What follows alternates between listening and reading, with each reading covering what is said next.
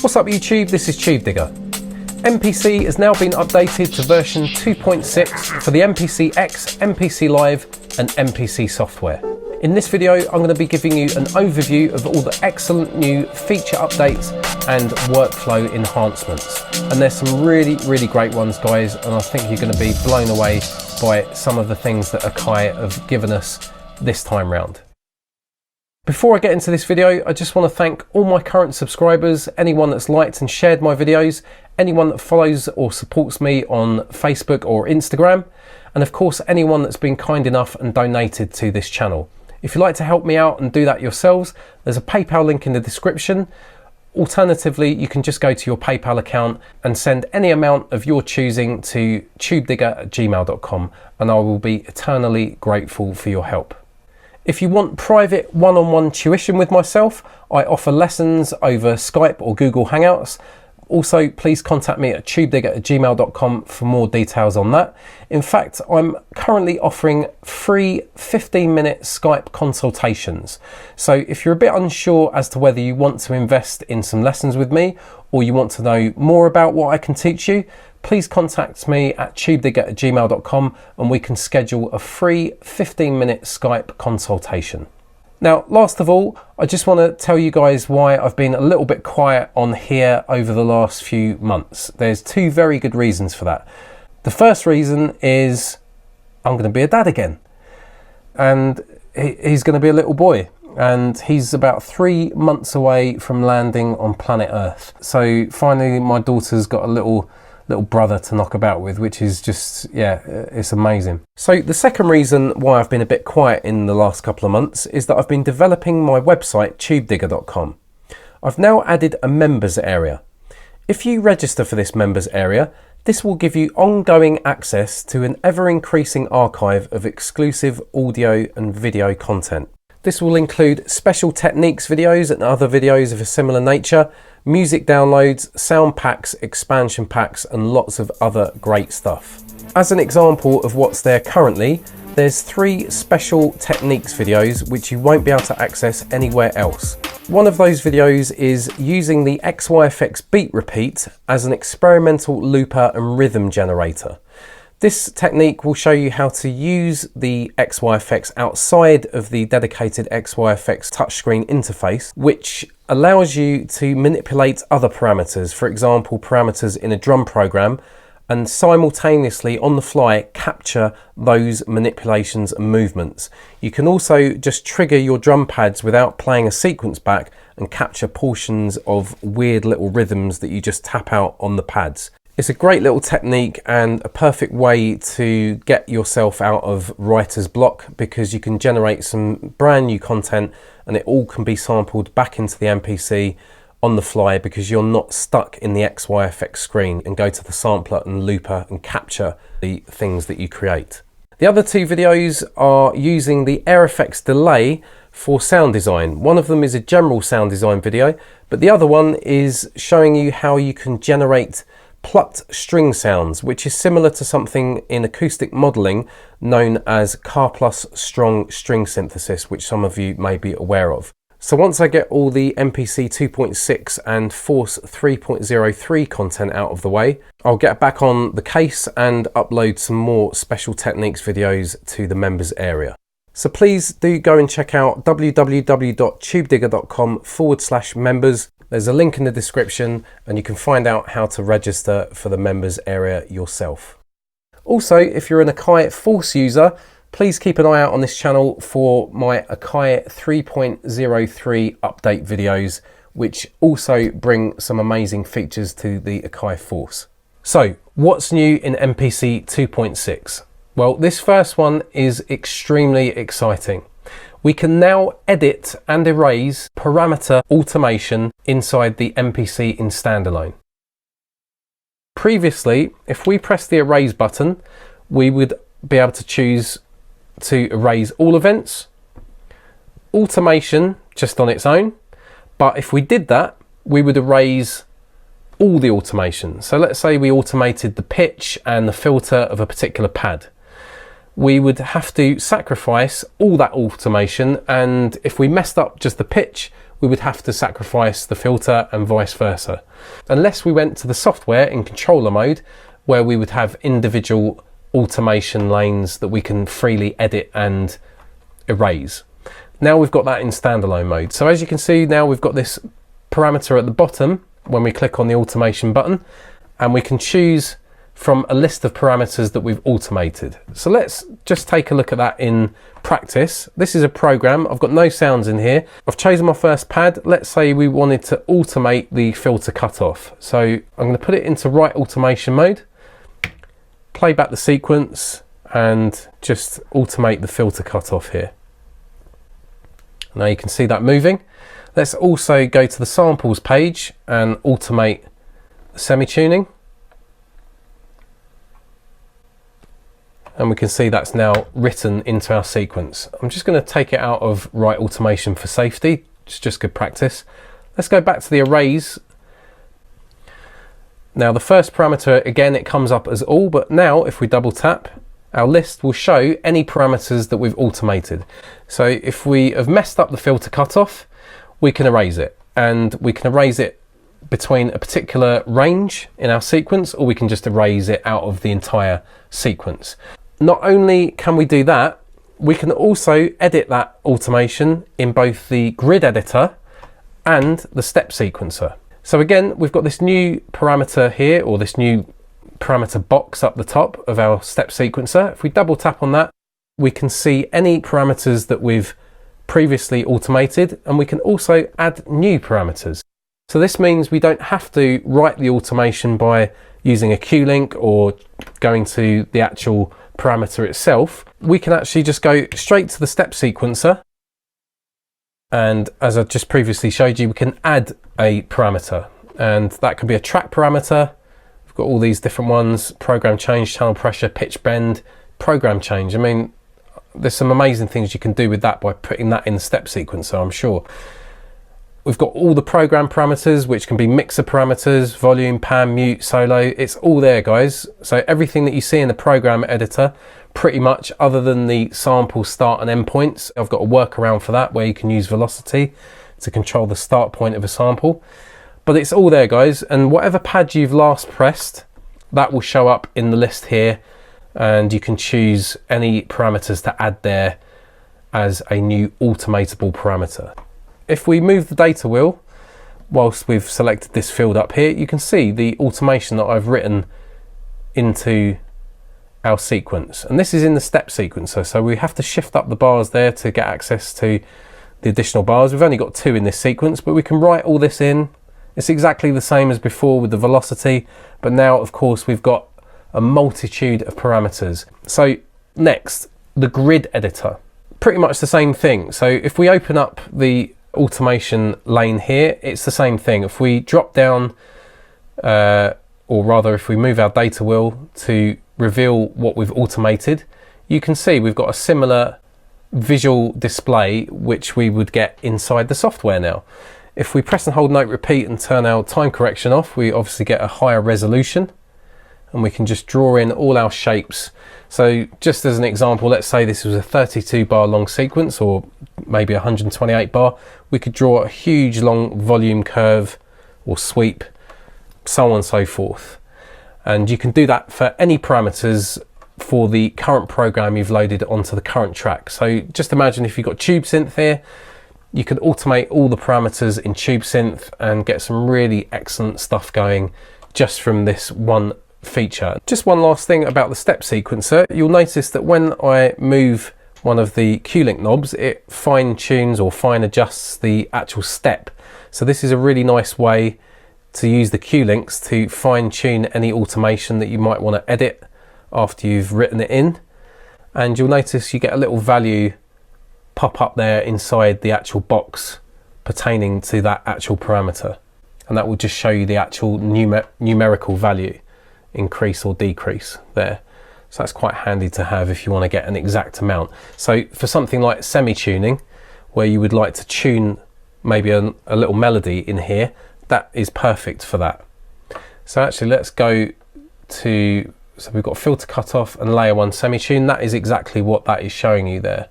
So it's +1, +2, +3, so on and so forth, or minus. So you can actually tune a melody.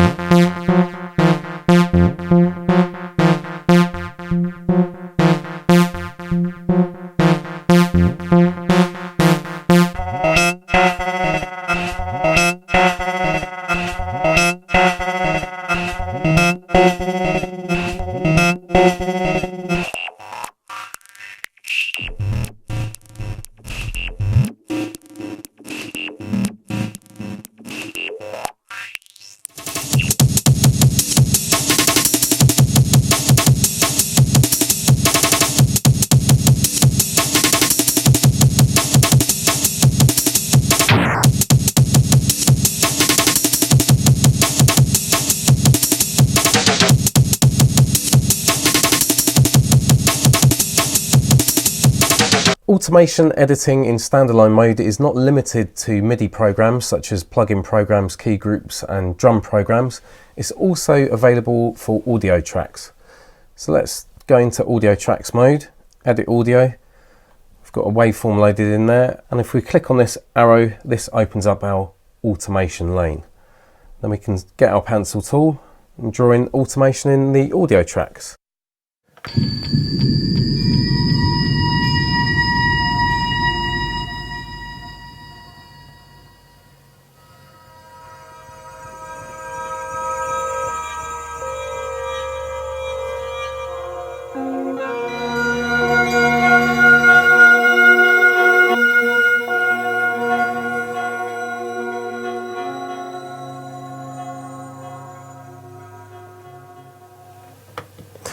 And that of course is really handy for volume sweeps and fade-ins and fade-outs, etc.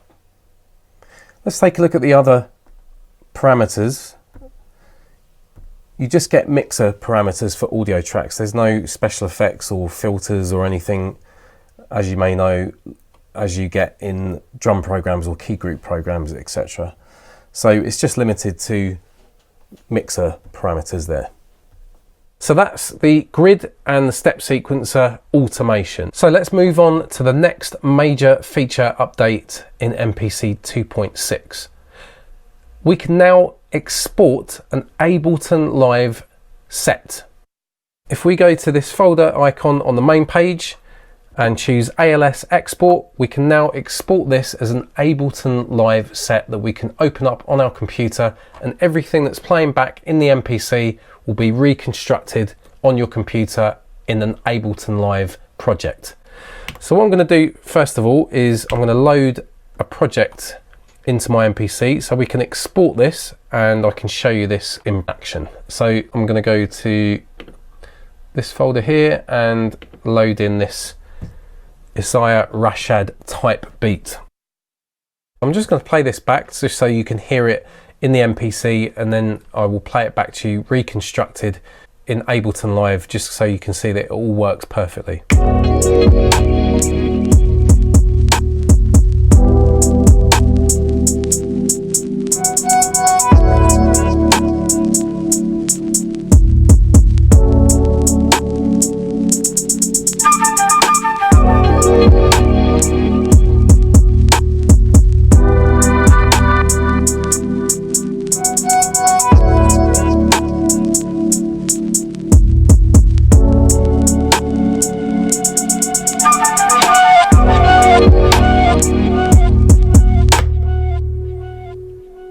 So what we're going to do is export this to Ableton Live. So all we need to do is press on the folder icon here, and you can see we've got ALS export. So let's click on that, and we can choose to export the audio bounce as audio or MIDI. So let's choose audio. Now the two options here, we get include program volume pan settings, or bypass program effects plugins. So I don't want to do that because I've got some effects on here which I don't want to get rid of. I've got some delays, and I think I've also got a lo-fi and a compressor.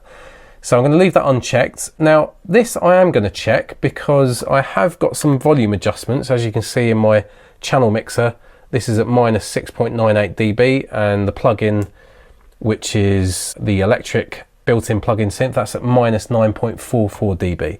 I'm going to make the assumption that when we export it, if I choose to include program volume pan settings, it will export it as it is. We've also got an audio tail here. So let's say, for instance, on your last bar, you've got a sound that has a long amount of reverb. You will want to increase that to the amount of seconds that you need to capture that so it doesn't cut off. Let's just talk about the bypass program effects plugins. I think they've given you this so you can export a dry version in case you want to just add your own effects inside Ableton Live and not use the MPC ones. You've got a bit depth, so you can choose 16, 24, and you've got a choice of sample rates: 44.1, 48, 88.2 and 96 kilohertz. So I'm just going to go for 48 kilohertz, that's what I prefer to use, and 24-bit, and let's press export, and now it lets us choose a destination to export to. Now I don't want to choose my internal drive because when I mount my MPC, I'm not going to get access to that internal drive. So I highly recommend you export your Ableton projects or your ALS files to your SSD or SD card or any USB stick or drive that you've got inserted into the MPC.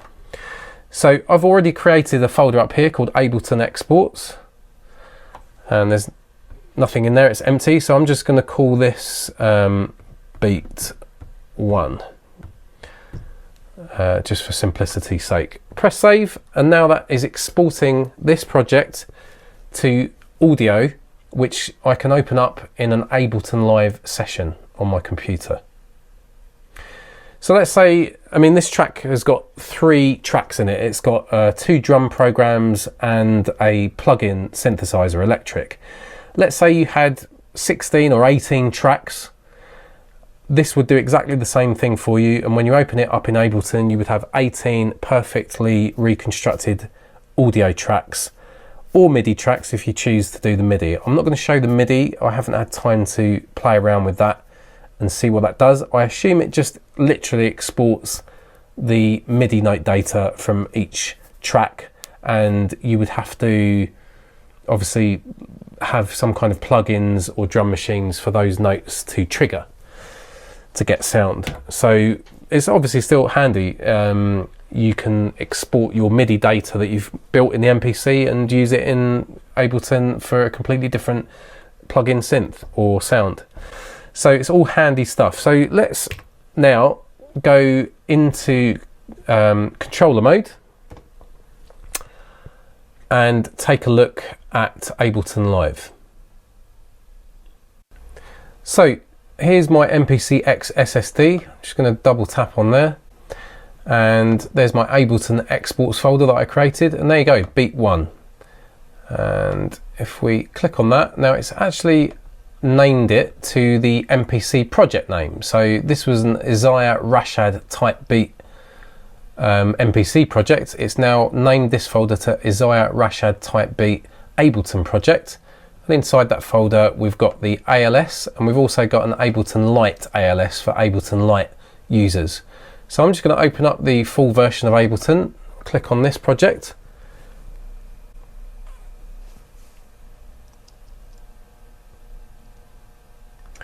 and I'm just going to move Ableton and do full screen. So if you use Ableton, you may know that if you press the tab button, which is above your caps lock button, you can switch between session view and arrangement view. So this is the arrangement view and this is the session view where you get the clips. So I always think of Ableton as being the live, this is like the live playback session for live performers, where you've got clips and it's a bit more interactive in that way. And if you click it to session view, this is for more traditional DAW arrangement. This is what I use mostly myself. I very rarely use this. So now if I press the playback button over here, just underneath where it says master, this will play back all my 3 tracks simultaneously in sync.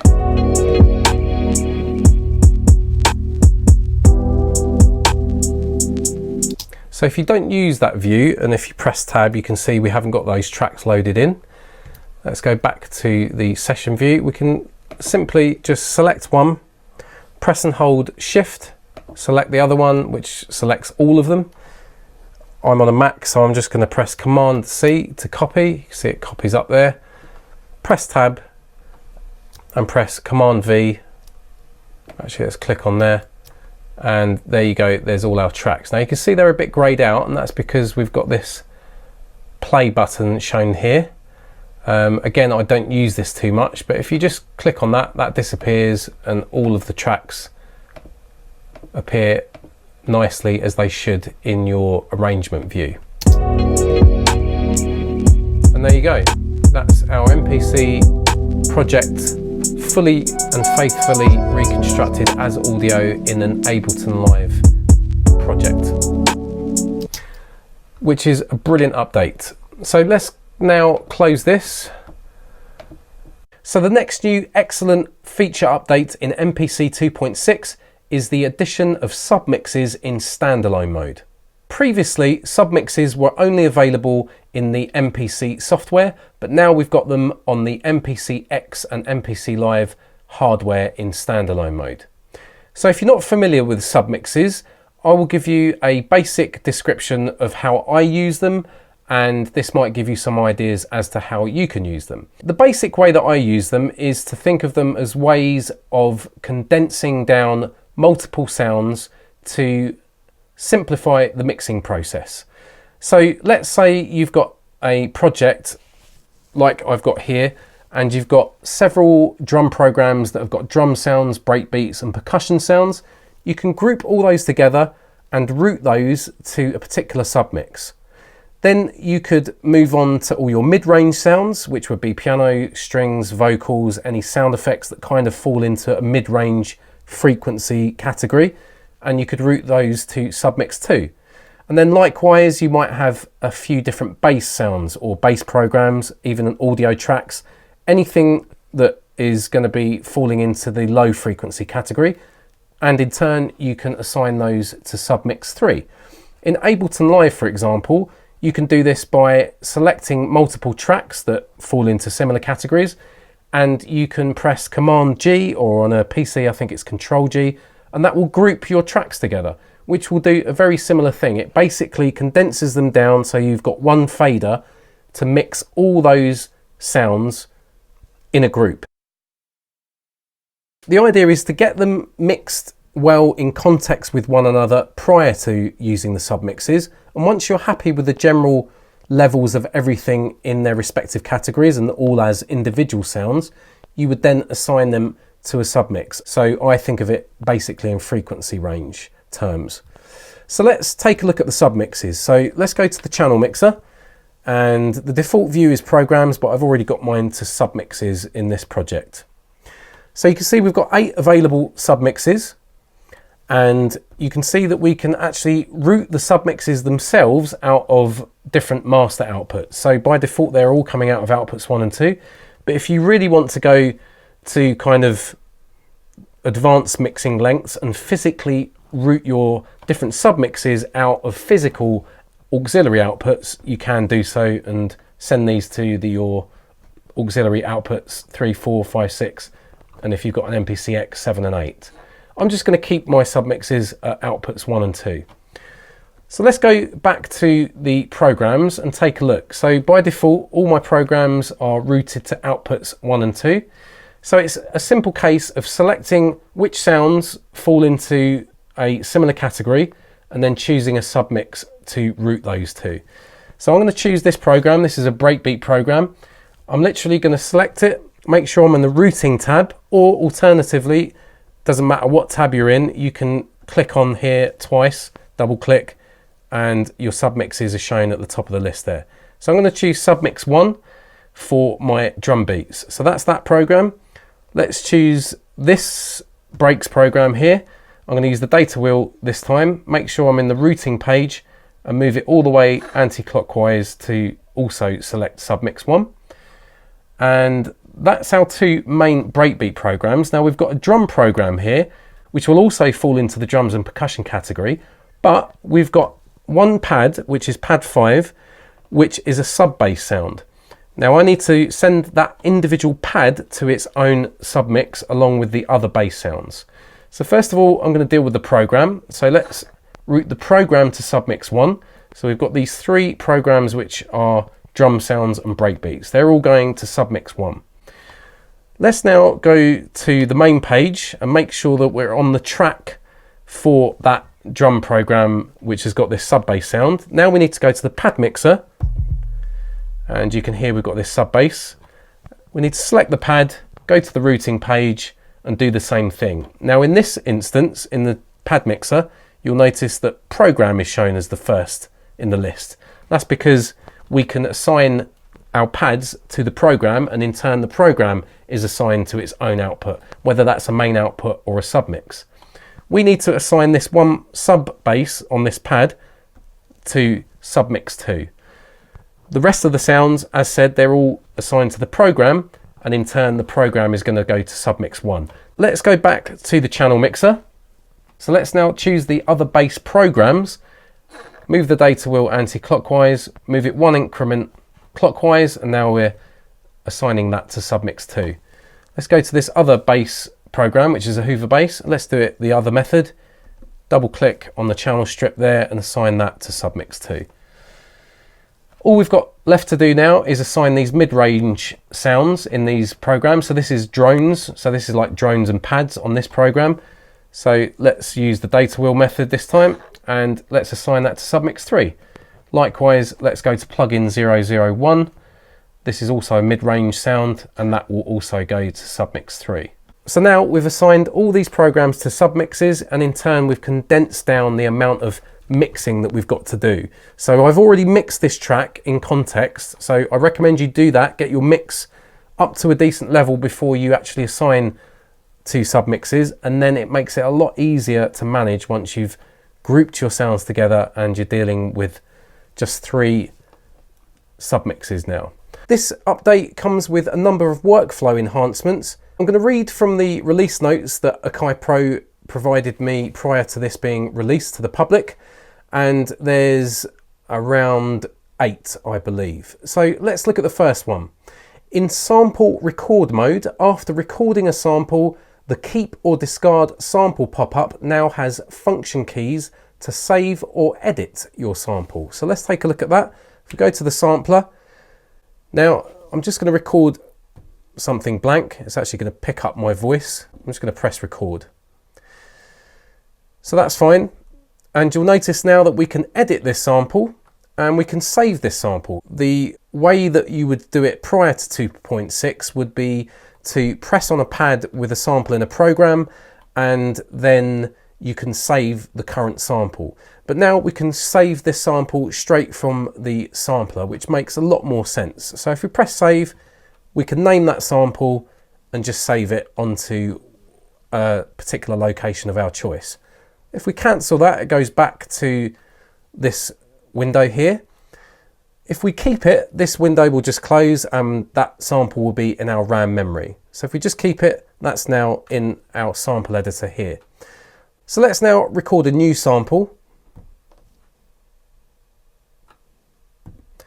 And we can now press edit. So all this will do is simply take us straight to the sample editor. I'm just going to rename this to something recognizable. Let's just call it Akai. Do it. Let's press edit, and you can see it goes straight to that sample. So it goes straight to the sample editor, so you can crack on and edit that sample. The second workflow enhancement, again reading from the release notes, within the sequence edit copy events pop-up, you can now copy the events from individual or multiple notes.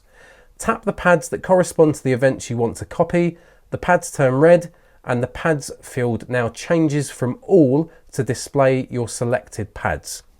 So that is up here in the sequence edit menu. We press the pencil, press events, and now you get this option which wasn't previously there. So it's currently set to default, but let's select some pads. You can see they're turning red. This is great. So we can copy these pads here. You can copy all events, copy only selected events.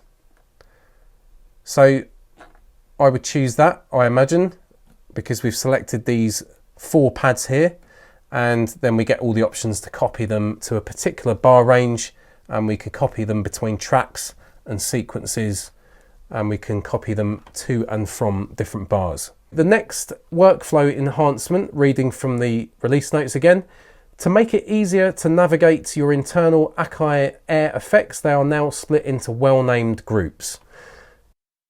Go to the channel mixer to check this out. Go to the returns, that's fine. Double tap on this delay. Let's go up to the top, close these, and now you can see that we can choose a type of effect or a manufacturer. Both of them are selected.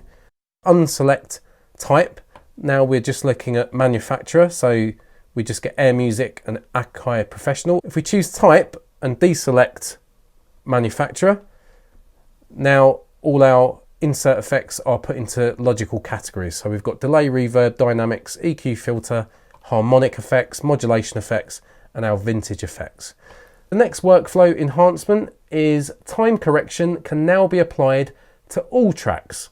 Open the time correction pop-up and use the all track function key to apply the current time correction settings to all MIDI tracks. So previously, if you were using time correction, whether that was for swing or legato or the length, you would just be dealing with the current track that you're on. But now you can choose all tracks from the function key menu here. The next workflow enhancement is from within the sequence edit, copy sequence and track edit, copy track pop-ups, that's a mouthful. You can now rename the destination sequence or track. So let's go out of time correction. Let's go to the sequence edit menu and let's go to copy sequence.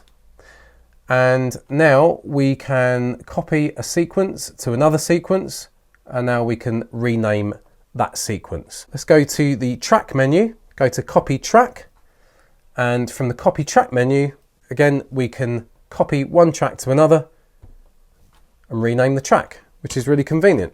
The penultimate workflow enhancement is the mode menu icons have been refreshed to improve their visual clarity.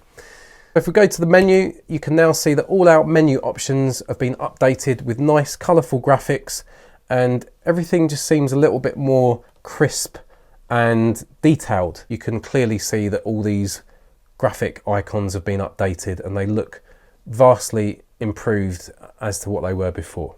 The last workflow enhancement pertains to something in the MPC software. At the time of making this video, Akai Pro hadn't provided me with an MPC 2.6 software version, so I can't show you that, but I'll tell you what it is. It says in the desktop software, the Air Mini Grand plugin instrument now has a custom TUI layout in Program Edit. So this might not be all the workflow enhancements for this particular update. There might be some additional things that you guys might discover now that this has been released, but I made this video obviously in advance of the release of this version, so a few little minor things might be slightly different. And that's it, guys. Please follow me on Facebook and Instagram. Please hit the bell notification on my homepage on my channel on YouTube to receive updates of when I've released my latest videos. And also, if you want private lessons with myself, again, contact me at tubedigga@gmail.com for more details. I hope you've enjoyed this video, guys. I will see you on the next one. This is Tubedigga, and I'm out.